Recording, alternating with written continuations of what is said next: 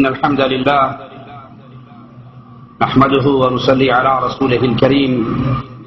أعوذ بالله من الشيطان الرجيم. بسم الله الرحمن الرحيم. واعتصموا بحبل الله جميعا ولا تفرقوا واذكروا نعمة الله عليكم إذ كنتم أعداء فألف بين قلوبكم فأصبحتم بنعمته إخوانا وكنتم على شفا حفرة من النار فأنقذكم منها. اہل ایمان کا اتحاد و اتفاق سے رہنا، گروہ بندیوں سے بچنا، انتشار کا شکار نہ ہونا، یہ وہ سبق ہے جس کی تعلیم امام الانبیاء علیہ الصلوۃ والسلام کی شریعت نے ہمیں دی ہے.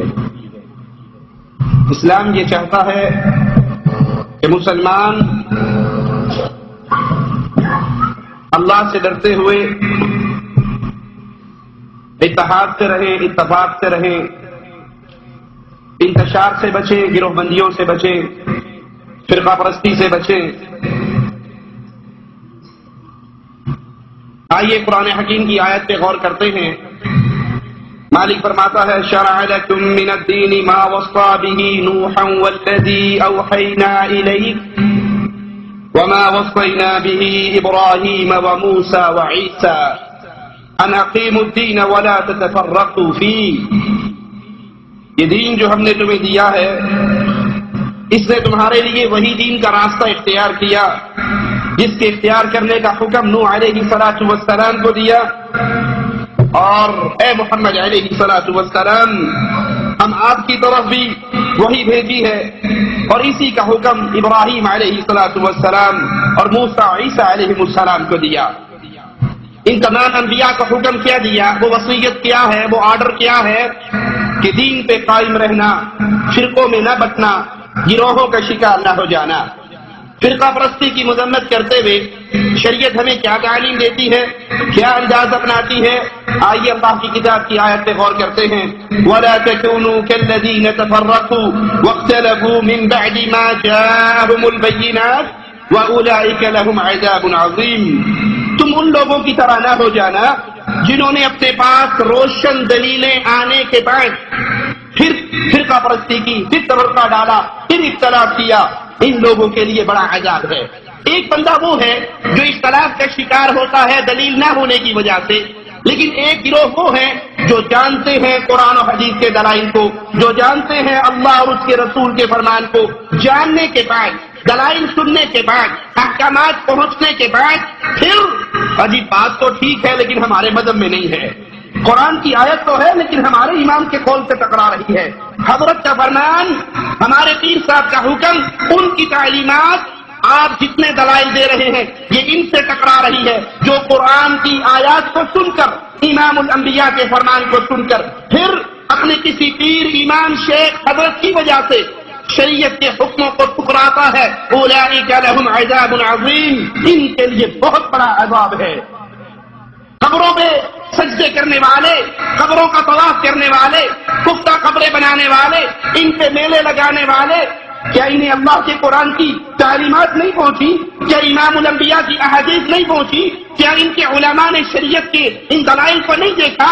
یہ سب کچھ جانتے ہیں لیکن پھر شریعت کو ٹکراتے ہیں. یاد کر لیجئے، جو قرآن و حدیث کے دلائل کو اپنی گروہ بندی کی وجہ سے، اپنی فرقہ پرستی کی وجہ سے، اپنے حضرت امام اور شیخ کے قول کی وجہ سے ٹھوکر مارتا ہے، وہ دنیا میں بھی ذلیل ہونے والا ہے اور آخرت کی ذلتیں بھی اس کے لیے ہے.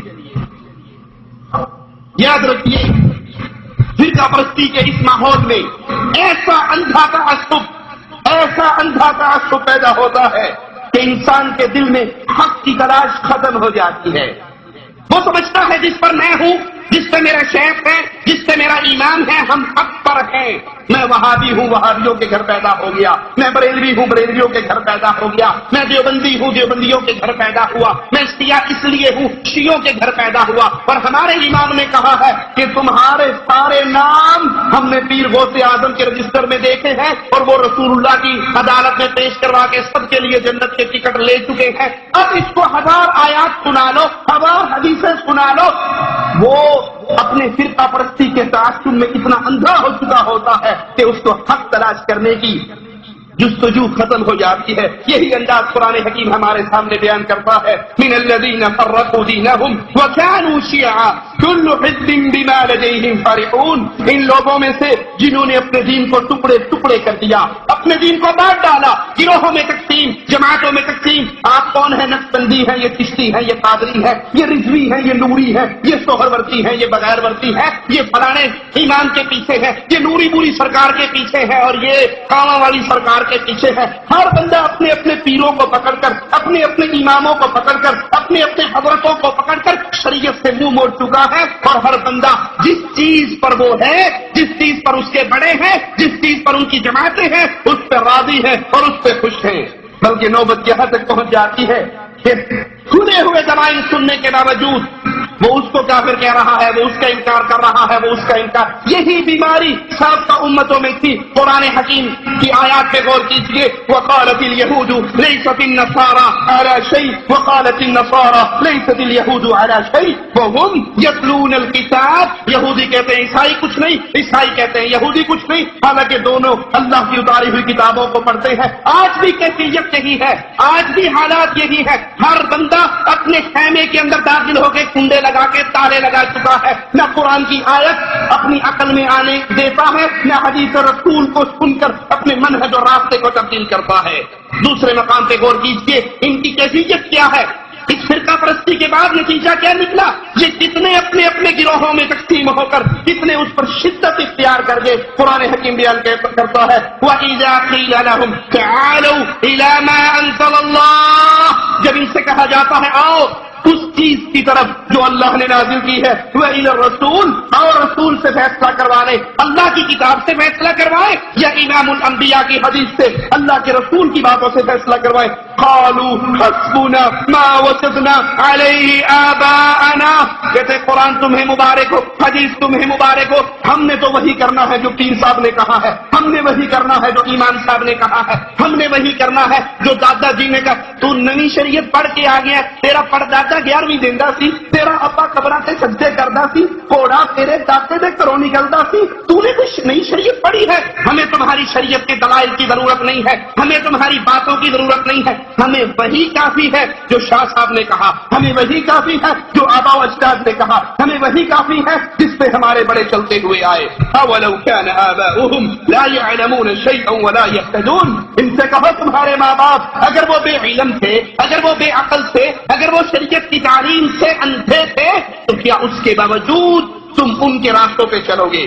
قرآن حکیم نے سابقہ امتوں کے اختلاف اور انتشار کو بیان کرنے کے بعد، ان کی مذمت کرنے کے بعد پھر اتحاد کا راستہ بتایا ہے. اس امت کو ایک امت بنانے کا طریقہ بتایا ہے، اس امت کو اکٹھا کرنے کا طریقہ بتایا. وہ کیا ہے؟ قرآن حکیم کی آیت سنیے. وَاعْتَصِمُوا بِحَبْلِ اللَّهِ. آؤ اکٹھے ہو جاؤ، آؤ امت میں جوڑ پیدا کریں، آؤ امت میں پیار پیدا کریں، آؤ امت کو اکٹھا کریں اپنے اپنے گروہوں کو چھوڑ کر. یہ پیار کیسے پیدا ہوگا؟ اگر کوئی کہے میرے پیر کو چھوڑ کر ہمارے بڑے پیر کو مان لو، وہ کہے اپنے امام کو چھوڑ کر ہمارے امام کو مان لو، وہ کہے اپنے حضرت کو چھوڑ کر ہمارے حضرت کو پکڑ لو. رب محمد کی قسم، دنیا کی کسی شخصیت پہ، کسی پیر، فقیر، امام، حضرت پہ اتحاد نہیں ہو سکتا، کیونکہ اللہ نے اتحاد کا راستہ بتایا ہے. اور وہ راستہ کیا ہے؟ اللہ کی رسی اتحاد کر سکتی ہے. اللہ کی رسی کیا ہے؟ اللہ کی رسی اللہ کی کتاب ہے اور محمد الرسول اللہ کا فرمان ہے.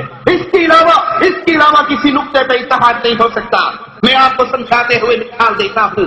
اگر کوئی شخص کہے آپ اپنے بزرگوں کو چھوڑیں، ہمارے بزرگوں کو پکڑ لیں، میں کہتا ہوں میں بغداد والے بزرگوں کو نہیں مانتا، میں کہتا ہوں میں رائمنڈ والے بزرگوں کو نہیں مانتا، میں کہتا ہوں کوفے کے بزرگوں کو میں نہیں مانتا، میں کہتا ہوں میں آپ کے حضرتوں کو نہیں مانتا، کہ آپ کوئی مجھ پہ کفر کا فتویٰ لگا سکتا ہے کہ یہ کافر ہے ہمارے پیر کو نہیں مانتا، یہ کافر ہے ہمارے شیخ کو نہیں مانتا، یہ کافر ہے ہمارے حضرت کی ملفوظات کو نہیں مانتا؟ اتحاد نہیں ہو سکتا۔ آؤ میں اتحاد کروانے کے لیے شریعت کی روشنی میں دعوت دیتا ہوں۔